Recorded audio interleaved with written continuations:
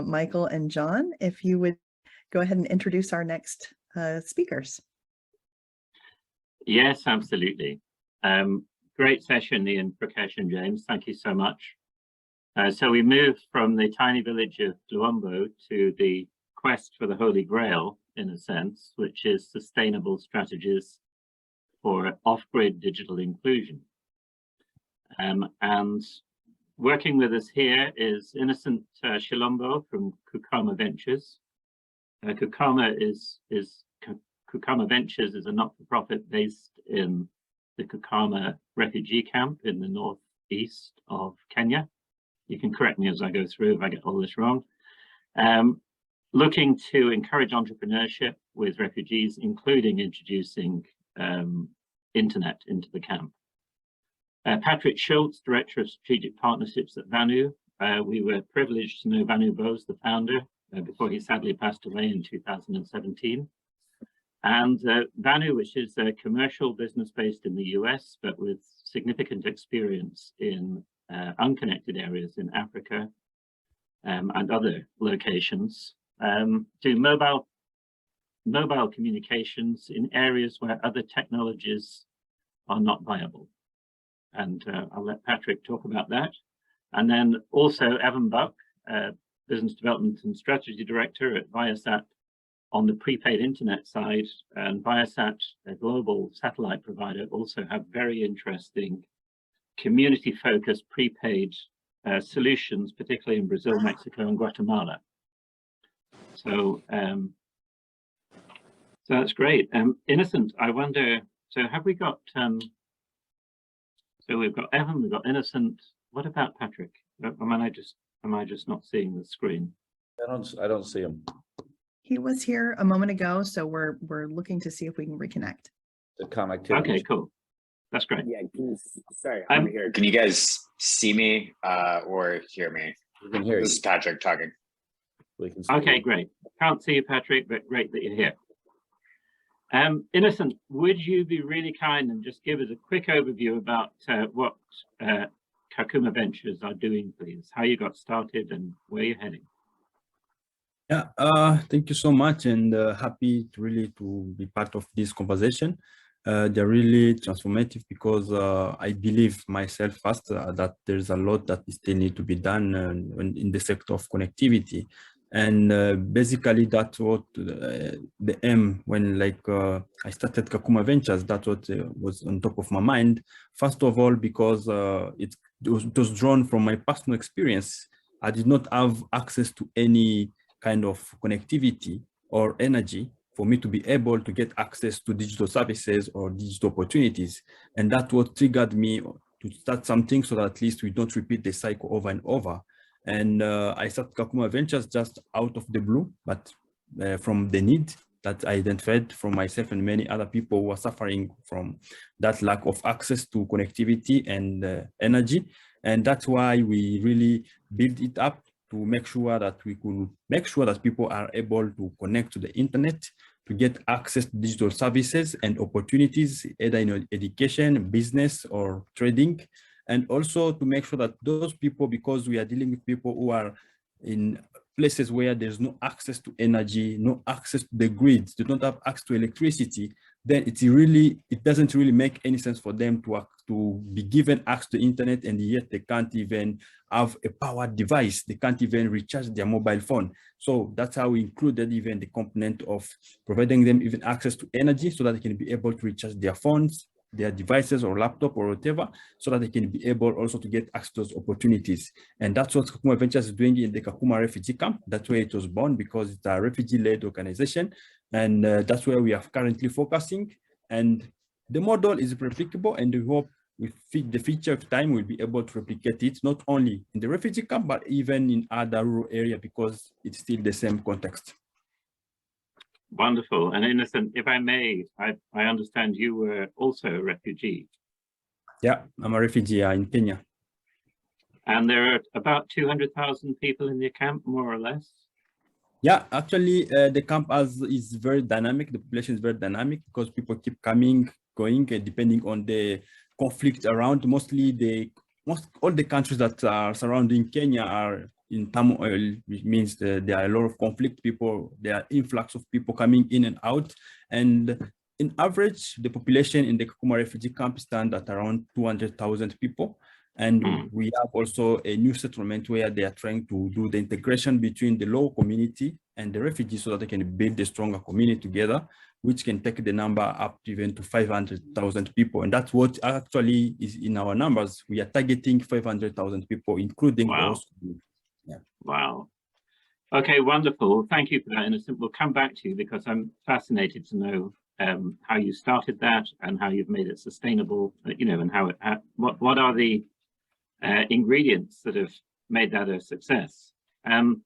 So Patrick from Vanu, would you be kind enough just to give a brief overview of Vanu and where you're focusing on connecting communities at the edge? Yeah, so Vanu got its start as a product company where we were making radios that companies were using to provide network expansion kind of on a low power consumption model. And that was really our kind of strategic advantage that we were using for a while. And then we decided to look into expanding into kind of an infrastructure as a service business model where we work with mobile network operators that are kind of interested in having kind of the best of both worlds and focusing on 4 and 5G rollouts in large urban areas across Africa. Where we then come in and help build low power consumption towers at the edge that interface with their core networks and provide coverage to previously or undercovered populations that have been traditionally excluded from cellular networks. And so right now, Vanu is currently focused on working with MTN across pretty much every country that they're active in. We have a keen focus on Nigeria at the moment. For kind of obvious population and economic reasons. And then we're also in some late stage discussions with other mobile network operators in West Africa that we are hopeful to close soon. But I think I joined the presentation a little earlier and I heard people talk about the frustrations and the slowness of contracting with some of these mobile network operators. So can certainly echo that sentiment, but that's a little bit about our background and kind of where we're currently focused on at the moment. Okay, wonderful. So from refugee camp to African villages to the globe, Evan, would you be kind enough, good to see you again, would you be kind enough just to give us an overview of Viasat and in particular the prepaid service and your focus, the hotspots you have in Brazil, Mexico, Guatemala, and so on? Yeah, absolutely. So for those of us who don't know Viasat, it's, we've been around for about 35 years now, a little over, and providing internet from everywhere from, government locations to airlines, JetBlue, American, United, et cetera, residential service in the US and Europe, and then the prepaid service. So that's the business that I actually work on. And that's really focused on closing the digital divide. So finding solutions to commercially sustainably connect people in these locations at an affordable price and with a reliable quality internet service and adapt to things and challenges like off-grid solutions and things like that. So we have that currently functioning in Mexico and Brazil and Guatemala, as John mentioned. But really looking to build that out globally with our coming Viasat 3 satellites, the first of which will be launching this year. But in total, we'll have 3 satellites that will cover the globe in high capacity, high throughput satellite connectivity. Okay, cool. So Evan, if I could start with you on the second leg, when you're looking at a community with a low average revenue per user, what are the key decisions you're trying to make there in terms of providing a sustainable service to that community? Yeah, so I think it's no secret that capital expense and investment per community is kind of the magic piece of this when it comes to serving people on a sustainable basis. So part of what we've invested in, obviously, is our satellite technology, putting technology in space that we can deliver the cheapest cost per gigabyte of any satellite provider. And that's what Viasat 3 is aiming to do.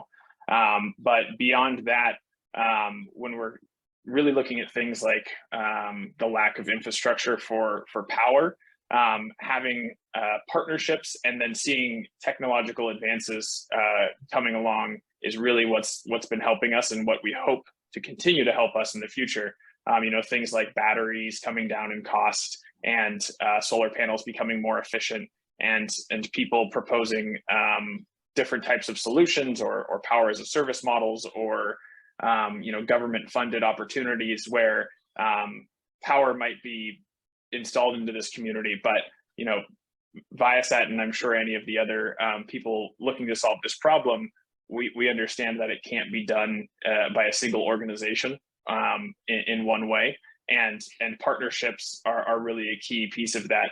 And you know, that's what I think is ultimately going to be the most effective way to solve these problems, is having a sustainable partnership with a model that really focuses on not just solving connectivity, but all of the other underserved, you know, if it's infrastructure or services in these areas, and coming together to address that in one solution. And does sustainability in your prepaid model depend solely on the community that you're serving for that sustainability, or are there other factors that come into play there that help with sustainability? Yeah, so from a commercial standpoint, sustainability, just to make sure I'm understanding right. Yeah, sorry, financial sustainability of the model. Yeah, so that is really, we have a very good idea, and we do some internal algorithmic modeling and targeting on communities to understand, you know, what we can do from an investment standpoint, and what those might be able to support. And that improves as we expand our model, just from having more data to understand those communities. But for every dollar of capital investment that we can decrease or not put in, the more communities we can ultimately reach, right? It's just a matter of at a certain point, if there's communities of 50 or 100 people, it becomes very, very difficult to build a solution where you can invest thousands and thousands of dollars and reach a scalable payback model. So that's really at the end of the day, reducing all of the costs that you put into the community is the key to finding a way to cover the most people for the most affordable price point. Okay. And in terms of looking at a community, I'm not asking for commercial information here, just more sort of generic information. Do you need a certain community size? And is there a kind of ARPU that you can't go below? You know, what are the sort of very broad considerations when you're looking at communities? Well, and that's what I think what we're really working on right now. And we have some ideas that, you know, I can't share specific numbers around that, but the types of models that we go after, depending on the community size, you know, we've done as small as a single access point in the community, like a hotspot type model. And then we've done as large as mesh Wi-Fi networks. So the type of solution is driven by, you know, the number of users in the community, things like digital literacy and smartphones, devices. So there's what we're aiming to do is to have a modular solution that we can get to the lowest cost basis, right? The sub $2 ARPU users and the really small communities, and find the partnerships that help us get there. But then we'll also be able to, because of our capacity and the ability to deliver, you know, high quality, high throughput internet, we can also scale up to serve those communities in the places like, you know, some of the larger African countries where these people may still be unconnected, but we're talking thousands of people in communities that are very hard to reach. Okay, interesting. So Patrick, again, my broad understanding, so I'm saying this so you can correct me, is that you will look at communities that are unserved or underserved in areas where the main MNOs may not find them cost effective to approach at this time for whatever reason. And this is the target marketplace of Vanu. And I'm just really interested in what are the main considerations in looking at your model to get to that community. Yeah, so ours, we work alongside mobile network operators. So they're, effectively, we are their client. And we present some data to them. We have a mapping software tool that we rely on that takes in some data sets that we look at, mainly population, device penetration, type of device, estimated ARPU, all the things that you would think would go into choosing where to physically build a tower. We present that data to the MNO, make sure that we have, suitable overlap where we think we want to build and where they want to build, and how that interplays with their, long-term rollout plans. And sometimes we agree on locations and sometimes we don't, but they, the MNO ultimately has the final say about where these sites get built. But in terms of, data that we look at to make choices about where we want to try to build, and where we want to build something that will hopefully be profitable, or at least not a major majorly negative for about 10 or 15 years. So we're looking at, the population, the device penetration, and the estimated usage of the network, and making our choices. And then, we build those and hope that we were right, and refine our model and try to be better the next time. So that's kind of in a nutshell, how our site selection process works. And yeah, that's how it works. And you're really dealing with, again, I'm making statements for you to correct me. You're dealing really with low-cost CapEx relative to a traditional MNO. You're dealing with revenue share for OpEx from the MNO. So that they're risk sharing with you about that community once you've both made a decision. Yes. Sorry, go ahead. Yeah. And then does it extend into the community? I mean, in terms of devices, or in terms of, energizing that community in terms of being able to use the facility that you're creating there? Is there an outreach in that way? So yeah, to kind of go back to the first point, our sites are much cheaper to deploy. They're solar powered. I'd say on average, costing between $30,000 and $48,000 total, rather than the much larger cost in terms of CapEx and OpEx for traditional tower sites.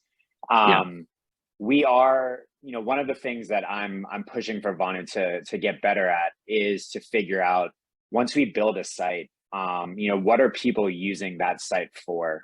Because I think, as everybody here that's listening, I think knows the amazing things that are built on top of a mobile phone interface, and the power that device has, and all types of things, from pay-as-you-go utility services to mobile banking to family planning services and things like that. So one of the programs that I'm working on developing within Vanu is a way to try to take a kind of a pre and post deployment snapshot and kind of come up with a longitudinal way to study people's behavior and figure out, what are they using these networks for? And, is it just Facebook and TikTok, or are they opening up mobile money accounts? Are they using pay-as-you-go electricity? Are they, accessing local entertainment and educational content? So that's still a bit of a gray area. And I think Vanu needs to get more sites on the ground and get more data before we can kind of figure out, hey, what are people actually using this for? So that is certainly something that I really want to figure out and get better at quantifying, so that we can, prove our concepts, demonstrate the value of this connectivity, and kind of, for our own selfish purposes, hopefully get some catalytic capital coming in from that when people see the positive results of the engagement on the networks. So that is certainly something that we're aware of, but we are working on becoming better at measuring the usage of the network by the people that are getting coverage from our sites. Okay, cool. And you're looking at, I mean, obviously your ROI is very different to the MNOs, or possibly. Are you looking at 10-year ROIs on these projects where you're incursing into, uncommercial spaces? Yeah, so basically our contracts with the MNOs are for either 10 or 15 years. So that's kind of the timeline that we are looking at. We would like to, obviously make the economics of each site as viable and as profitable as possible. So that's why kind of upfront legwork of analyzing, hey, where do we want to actually build these things? Where does it make sense to build them?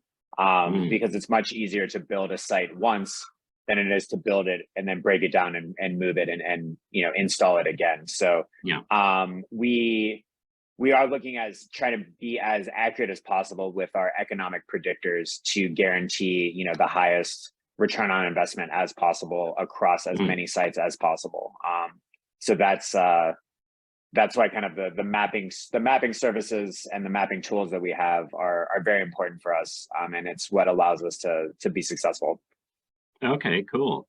And Innocence, so please tell me more about the internet connectivity that you introduced into the Kakuma camp, and how it works and how it's supported, and you know, this, you know, describe the situation. Oh yeah. So far, there are a lot of challenges in the camp because there's first something that we call the beast, which is the knowledge gap. Because, you know, people in the refugee camp, they have been confined in the camp, disconnected from the outside world, and they don't know what is happening currently with digital technology and so on. And that's something that we first address. We work very hard to address that through training people and mostly on digital literacy. And because, you know, at the same time as people are confined there, then they don't even have access to any kind of opportunity, either work opportunity or study opportunity. And again, we need to educate them that maybe through the internet, you can get access to all those opportunities online, digitally. And, you know, to make people understand that first, to understand the need for them to use the internet, because they've been living without the internet. So what does it change now that the internet is coming to them? So it's something that we need to address first. And then from there, we build partnership with the local community, because ourselves also as a company, we are facing a lot of challenges to raise capital, mostly because we need to build basic infrastructure. Let's say to put up a mast in a neighborhood in the camp, it's really challenging for us because when we look at our business model, it's really very hard to capture such capital expenditure into our pricing so that we keep the price lower for people to get access. Otherwise, we want to be able to give people access. And we are benchmarking our pricing to other competitors. The existing solutions have been there, mostly the mobile companies. They are there and they provide people access. Yes, the access that they provide, it's really not that stable because in the camp, there's not that strong connectivity, and it makes it like to be very hard, and you spend more and you use less. But now for us, that's what we really try to cover, so at least we can give people value for money. And at the same time, we guide them through understanding the opportunities. And those same people with whom we are partnering, they have other underlying issues. Let's say don't have access to power. If we can decide to bring a mast in a community, then that mast need someone who should maintain, need someone who should take care of it, and also to sensitize the people around there from the trusts in the community so that they can be able to connect and to that person and support them, because a lot of challenges, even to connect, is a big challenge. And that person, what we do with our partners, we call them partner entrepreneurs. We come to them after the training, we come to them and we tell them, okay, we want to bring this investment here in this neighborhood, and you'll be our focal person. And you stand on our behalf to maintain this setup and use this same setup even for your home. Because once we bring that setup, we bring it along with power, which is solar system, full setup, so that they can also use it for lighting in their houses. And at the same time, because we don't want to limit them, we say now you'll be earning commission out of all the connections that you'll be making here in your neighborhood. And from that commission, you'll be paying back this solar setup, so that at the end of a certain period, you own the solar setup for your home and your kid and your entertainment and so on. And at the same time, you will be helping us to power up this access point in this neighborhood. That's how it works. Okay, so it's a community sourced power supply in a sense. Yes. Where do you get your connectivity from? And are there other MNOs operative in the camp? Yeah, actually, the connectivity that we get through from mobile providers, like the broadband, and yes. that it's very limited. It's very limited in terms of bandwidth, But what we do, we create the pool so that at least we can have a very large bandwidth, and we do the load balancing and so on. Those are technical things.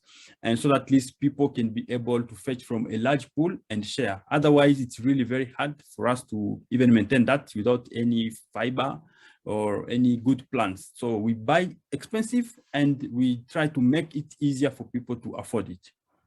And what kind of average spend a month would somebody be paying to use your service in the camp? Actually, for us, for one person, one device, we charge them up to around $5 per month, which is affordable comparing to what they could get as alternative. And already we provide even other flexible plans. Let's say we give even people free access. Everyone in the camp who can understand it, they can get 30-minute free access every day, because we understand that some people, they might need kind of what we call like a startup connectivity. Maybe they want to apply for a job to work as a freelancer, but before they get the first job, they need to get fast access. And where will they get that without a capital flow in the camp? Then that's why we provide them every day 30-minute free for those who don't have subscription, and other can subscribe from 2 hours, 1 day, 1 week, 1 month, and so on. Yeah. Okay, and ownership of a SIM card in the camp is not an issue? It's an issue because the refugee identity card is not actually allowed to register with mobile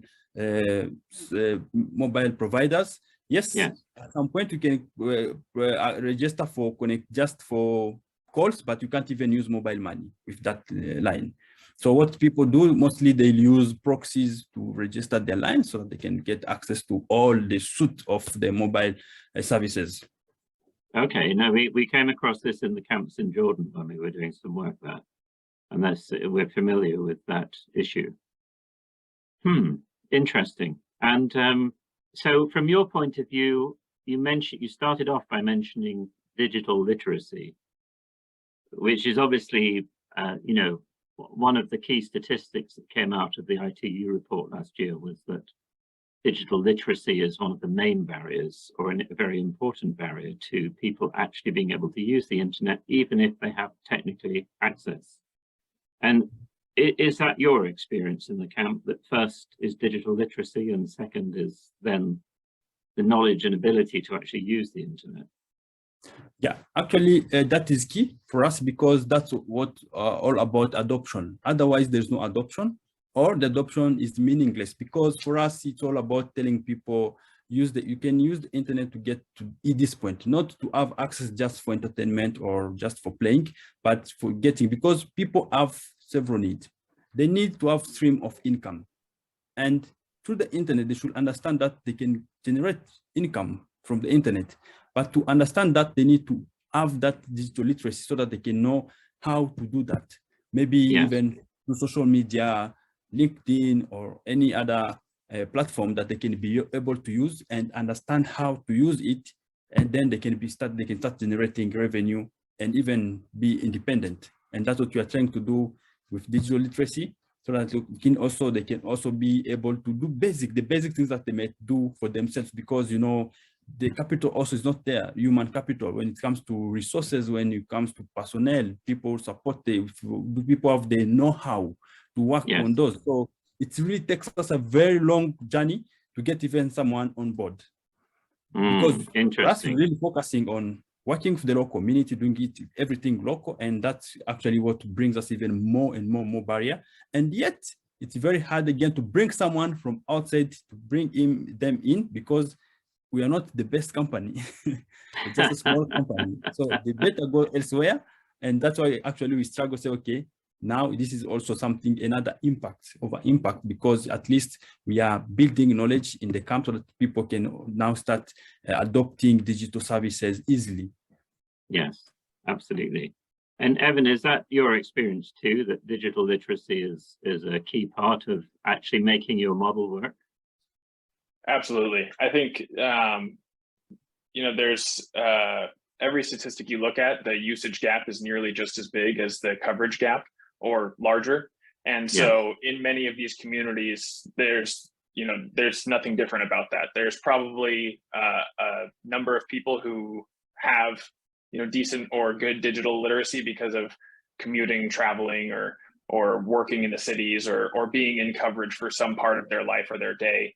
but there's just as many people who are pretty unfamiliar with connectivity. So closing that gap is just as important to us as closing the coverage gap. So, you know, when we go into these communities, we supply them with tools, or we do onboarding processes, or we have ambassadors in the communities that help onboard people into the internet, because it's sort of like jumping in an ocean. You know, maybe 20 years ago it was like jumping in a pool, but now it's like jumping in an ocean, and it's a difficult thing to start out from ground zero if you've never known anything, and the technology leapfrog makes it even more difficult. So you know, we try and make that easy. And how do you organize and fund the digital ambassadors, as you're calling them, to engage the community in digital literacy? So we've been doing that just through ourselves, and having them work as, you know, they'll be occasionally they'll work as sales agents for us, or they'll also, you know, if we have we've explored or we'd like to explore more partnerships with governments or NGOs that want to do digital promotion in there, or move content throughout the community as well. So I think that's another place where, you know, it's maybe sound like a broken record, but partnerships are very key to that. No, absolutely. I mean, you know, we're a collaboration of we're a collaboration of companies in partnership, and so we understand perfectly, because no one company can achieve all these things, and you know, it's a question of stronger together, which is really what N50 is all about. But and so you have a toolkit for digital literacy that you then are able to spread in the communities. Yes, we've done some you know, tool development and things ourselves, and done things like that. But you know, we're working to find more effective and you know, wider spread tools. And what we also found is that, I mean, localization is a key part of this too, and understanding how this translates from one market to another, right? We're not going to take our digital toolkit from rural Mexico and translate it to Nigeria or somewhere like that. So I think that's a piece where partnership comes in, is looking for local organizations who are doing you know, digital literacy work, and who can help us spread that type of content that will really resonate with the users that we're connecting. Okay, interesting. And so Evan, again, forgive the generality of the question, but is today's low ARPU market, you know, tomorrow's commercial market? Are we looking 10, 15 years down the line, looking at GDP growth, looking at development of the community? Is this the thinking? Yeah, I think you know, there's a wealth of opportunity in these communities, and the growth in some of these places is significant. I mean, you look at some of the frontier markets and the most disconnected places in the world, and they also have the largest youth populations and the biggest potential for economic growth. So it's just a matter of managing that in an effective way. But connectivity and toolkits for digital literacy and power and all the other services that come along with that are a great way to harness the opportunity in these locations, rather than you know, having that concentrate in just the city centers. And so I think building solutions with connectivity, power, and more will add resiliency for these communities, hopefully reduce things like rural to urban migration, and really build up the opportunity for people to stay in these communities and generate more economic inertia to build up those places to really be you know, commercial centers for more than just what we're doing, but for everybody in the area. Yeah, okay, interesting. And Patrick, are you finding the same experience in the communities you're serving in terms of digital literacy and the need to actually educate people about the benefits of connectivity and you know, remote education, medical services, agricultural data? Is this part of Vanu's playbook? I mean, I would say it's certainly something that we are focused on and we are aware of. And obviously for our own kind of self-interested purposes, the more people that know how to use a mobile network, the more people are active on it and the more revenue that gets generated on it. But I would say that Vanu's core competency is not in digital literacy expansion. It is in, infrastructure installation and maintenance. And again, that kind of brings up the importance of partnerships with organizations and companies that do have that in their core competency tool belt. And so, the more people that we can work with that can help people understand the power that comes with having access to a mobile network, I think the better for everyone involved.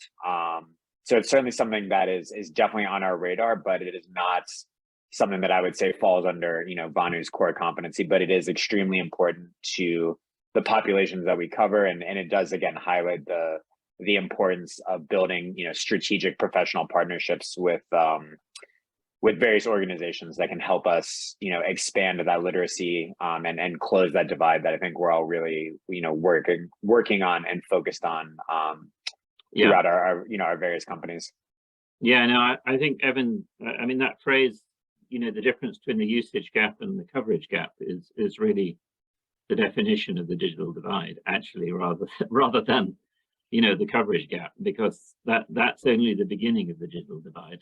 I think what the ITU report and a number of other reports is pointing out is that actually it's the usage gap which we need to focus in on.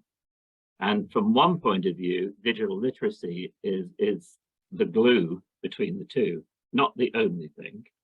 There's obviously affordability and there's obviously equipment, but literacy, without the literacy element, then that gap is going to remain substantial. And Innocent, what do people in the camp do about equipment and affordability? And how are they able to actually, once they know how to use equipment, how do they acquire equipment? Do you help with that also? Yeah, actually, what they just able to acquire is to buy a cheaper router, kind of a TP-Link router that they are able to acquire, few of them, those who can afford.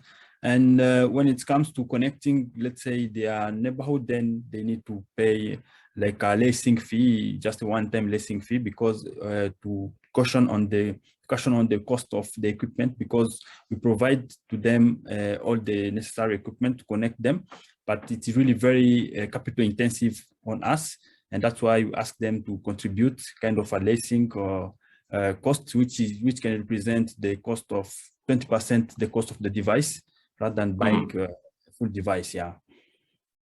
Interesting.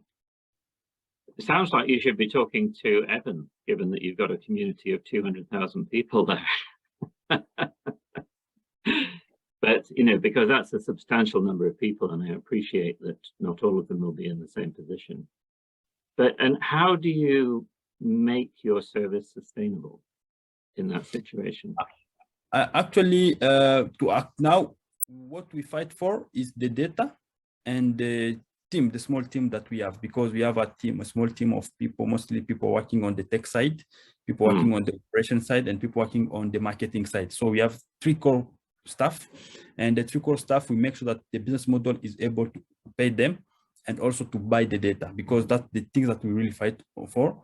And we also, on the other side, accept grants in some instance, mostly on developing the basic infrastructure and subsidizing. Mostly we did that during COVID, because during COVID, the schools were closed, but the kids in the refugee camp were not able to get access to any content because everything was supposed to be done online. Then we got some subsidies for people to access the internet for free, mostly those the one that we target to community-based organization. They send us the list and we connect them. So people are able to subscribe for any plan that they can afford, from as low as 2 cents dollar to $5. So they can choose any plan flexibly and connect, and we use that money to buy the data and also to pay the few staff that we have full time. Wow, remarkable. Patrick, do you see a day when some of the new LEO fleets are going to change your model? Do you see, on the scale of 10 to 15 years, do you feel that the way connectivity is delivered in an affordable and sustainable manner is going to change materially, or do you think it's really an MNO play? I think, you know, for us, the satellite aspect is important for a lot of our sites, especially in Nigeria. And you know, backhaul is a critical component for us in order to provide coverage in some of these areas. And so we either need, you know, point-to-point line of sight for these towers, or we need to use, you know, satellite backhaul. And as more and more options become available on the market, it's going to drive that price down, which does make it easier for us to utilize satellites for the, you know, the backhaul aspect of our model. So I think for us, you know, we are excited to see where these trends keep going. And, you know, it is possible that in 10 or 15 years, you know, we are talking about purely, you know, satellite provided service in some of these areas. I don't think that the economics of the users would justify that in 10 to 15 years, but I could be wrong. And I am not an economist by any means, but that would be kind of my gut thought, is that the population groups that we are trying to serve will continue to be served by, you know, terrestrial bound towers that utilize satellites for a portion of the service provision, specifically, you know, the backhaul aspect. Mm. And do you see a time in the not too distant future where cost efficiencies, both in CapEx and OpEx terms, are such that most communities are going to be within scope? I mean, I know demographics and geographics all come into it, but yeah, I think, you know, for us, our goal, you know, our mission statement is to connect the unconnected around the world, and we believe that our current, you know, CapEx, OpEx model that we're working with allows us to either profitably or at a small loss, you know, serve the majority of population groups on the African continent, which is where we're kind of currently focused at the moment. So, which again kind of gets back to what I was saying earlier. It requires us to, you know, plan and be smart about where we choose to build these sites. But we do believe that we have the technology through our, you know, our low power consumption solar powered models to allow us to provide 2G, 4G coverage to a lot of the uncovered population. So that is kind of our hypothesis. We could be very wrong, and we'll see in, you know, a few years whether we were right or wrong. But that is kind of currently where we've got our ship pointed, and you know, where we're hopefully sailing into to friendly waters and not so turbulent ones. But let me get back to you in a couple of years on that. Well, yeah, this is in back of the envelope terms, a community. I mean, is there a kind of a minimum demographic you need to look at before you'll consider an area? I think from our internal talks, you know, it's anywhere from 500 to 15,000 is kind of where we feel like our sweet spot is. Obviously, the bigger the population, the better. But I think in terms of a minimum range of what we would consider and how we would try to structure our site designs, that's kind of the population numbers that we're looking at.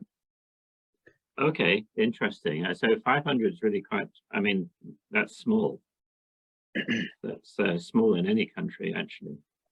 And Evan, is Viasat 3, I mean, what is it about Viasat 3 that is going to be transformative in terms of digital inclusivity? You're on mute. Yep, just got that. So one of the major pieces of Viasat 3 is just the sheer capacity that it's bringing to bear. So, you know, a terabit per second plus of capacity per satellite. So that just means we can deliver gigabytes to the end user at a much, much cheaper rate than you know, traditional satellite connectivity, even in recent years, have been able to do. So, you know, meeting the cost basis for getting out into these areas and really providing a cheap enough backhaul to connect the places that need it most, and creating a commercially sustainable model. So at the end of the day, the secret behind Viasat 3 is just a lot of capacity for an affordable price. Okay, And in terms of some of the other players out there, you know, the Starlinks and the OneWebs and so on, who are, you know, it's all ahead of us in terms of what it actually means on the ground. But is Viasat-3 really comfortable in that company? Yeah, absolutely. And, you know, I think a lot of that boils down to, especially for the problems that we're discussing, being able to flexibly distribute capacity in the areas that need it most. So we have the ability to really meet the needs of people where they're concentrated. So it's not spreading capacity through all of the Sahara or all over the Congolese jungle, but focusing on the individual points where service is needed most and doing it in an efficient fashion, not only by the capacity itself, but also by power as well. You know, we do have the advantage of just being able to put a dish down and point it at our satellite. And the power draw is a bit easier for GEO than it is for some of the other technologies. Okay, and just focusing in on, you know, the dish on the ground from a legal and regulatory point of view, thinking about Africa in particular. I mean, in some countries, there are quite a lot of barriers to, you know, there isn't blanket licensing. There are cost barriers to actually getting your low cost bandwidth down. Is that a big area?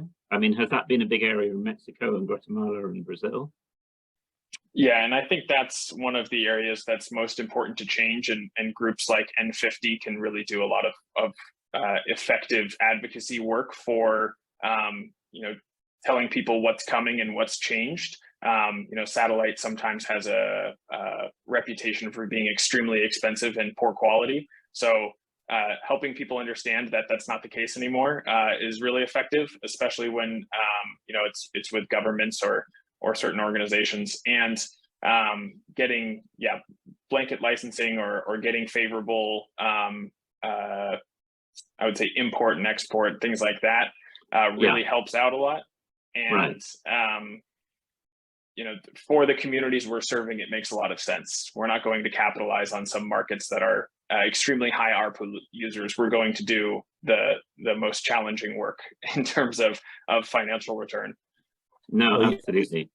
John, this has been a sensational panel, and not only because of your moderation skills, but it's a great composition. And you know, just a big thank you to Dr. Aaron Bowen Anderson for putting this together, and also to Kevin Schwartz and others for selecting it. I mean, one of the things that's great about this panel is that we've got the very largest, you know, in terms of companies, Viasat, like a 3 billion market cap corporation. And then you have Vanu, which is kind of a more medium-sized company. And then with Innocent, you know, you have a early stage entrepreneurial, but the one commonality is that there's innovation taking place both at small, medium, and large levels, which is super impressive. So, you know, one of the things, Patrick, that you mentioned, which really resonates with the N50 team, is the thoughts on, you know, impact and studying impact. And tomorrow, just a reminder that tomorrow for those N50 partners, as part of the N50 partner only event, we do have the very last event of the day is on ESG impact and analysis. So that, I think that will be super relevant.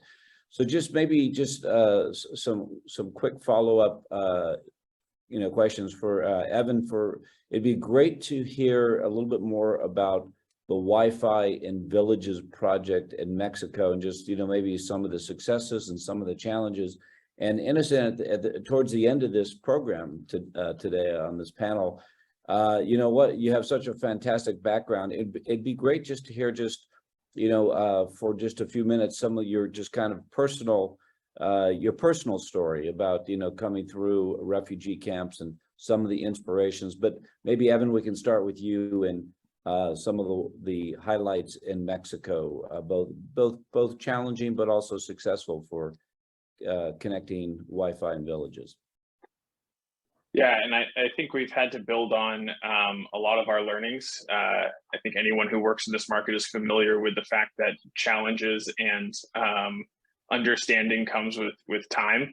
So in Mexico, you know, we've deployed to thousands of locations there, and we're working on expanding even further into you know, all of the disconnected areas there. A lot of our successes come from, you know, really understanding the users as much as we can, and doing things like, you know, helping spread digital literacy, or things Viasat might not be specifically aligned with, but you know, we can tell that it's what the community needs. So you know, as we move forward, this model in Mexico is what we aim to spread across our coverage, and part of that's going to depend on partnerships and access, but a lot of it's going to depend on understanding the end user and you know, what's valuable to them and what are they using it for. I think, you know, Patrick talked earlier about seeing what people are doing here and how does the community change, and that's a huge part of figuring out,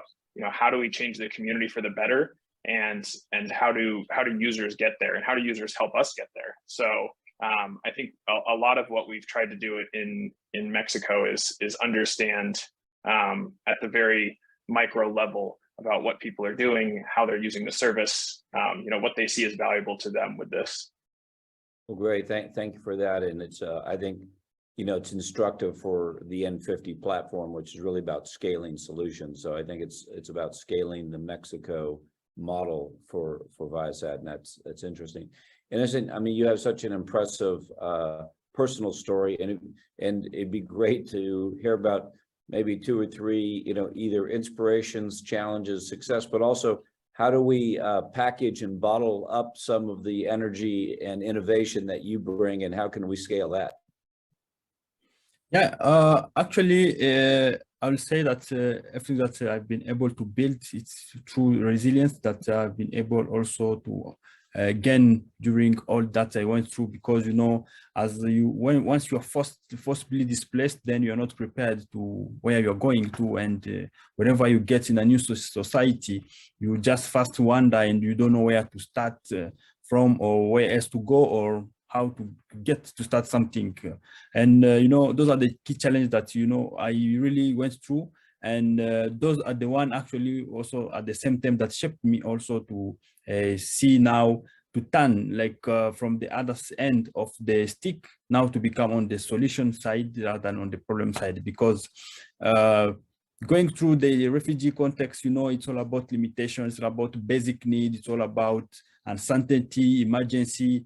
And, you know, people are spending decades in a refugee camp, and spending a decade in an emergency state, you know, you can't do anything, you can't build anything, you can't study, you can't plan, because, you know, it's emergency, maybe 6 months, 3 months, but it's going year after year after year, decade. And putting all those together, there's a need, really need to build let's say, not only basic services, but also supplementary services like connectivity in the refugee camp. And not only the refugee camp, because the host community mostly, in village mostly, they also face the same problems. And that's why Kakuma Ventures now, the way it stands, we started in Kakuma refugee camp. I call it like we are prototyping in Kakuma refugee camp. And now we have proven the concept. Now we are ready to scale it, not only in Kakuma, but also even in other refugee camps in the region. There are many, as we are focusing on developing countries. And at the same time, serving also the local community, the community that are hosting the refugees, accepting them into their villages so that they can live together in harmony and in peace. And for that, we hope, let's say, that way we'll build, we'll let's say, cover the digital gap that exists in those communities. Well, you know, thank you for that. And I know there's just a few more minutes of this panel, but I do want to say that the next panel is on disaster resiliency, disaster response. And I think in your personal situation with a lot of the humanitarian and refugees problems, oftentimes those are actually human problems. So it'll be interesting when we move over to the next panel on more natural disasters. John, any kind of final words? It's been just a super impressive group of people and just some great insights. Yeah, absolutely. I mean, I think the key thing is, you know, reaching the unserved communities in a sustainable manner. And it's just great to get these 3 very different perspectives on the same thing, because we know how extremely difficult that is, and low ARPU sustainable low ARPU environments are incredibly challenging. And it's very inspiring to hear, the three very different contributions here. So thank you, Evan. Thank you, Patrick. Thank you, Innocent. It's been great. Thanks a lot. Grateful Thank to you. all of you. Thank you. Yeah. Cheers, everyone. Thanks a lot.